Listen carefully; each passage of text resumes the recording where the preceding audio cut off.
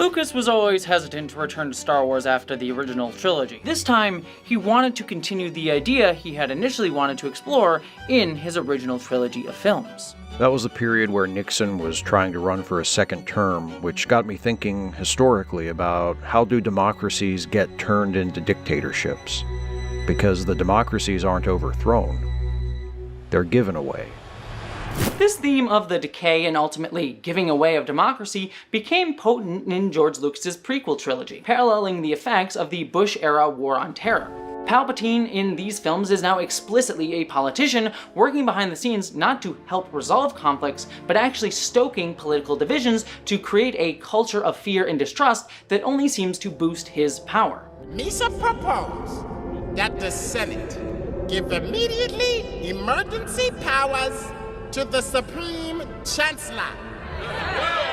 All of this mirrors events during the Bush presidency at the time the prequel trilogy were being released. The cultural fear of the Middle East stoked by the Bush administration after events like 9/11 led to the furthering of centralized executive power within the United States with the Patriot Act. Americans should not expect one battle, but a lengthy campaign, unlike any other we have ever seen. With everyone on both sides of the aisle saying, oh, we need to be patriots in this time of need, come together to sacrifice some of our rights to give it to the executive, to the strongman who can enact our will against this enemy that has been created. People who knew better voted for it because they were afraid of being called weak. That weapons of mass destruction in the hands of Saddam Hussein pose a real and grave threat to our security. Saddam is dangerous. The world would be a better place without him. You have Democratic as well as Republican members of Congress voting for a war that, does anybody really believe that if they were president, they would have chosen to do that? That undermined, I think, confidence in the American public and their leaders.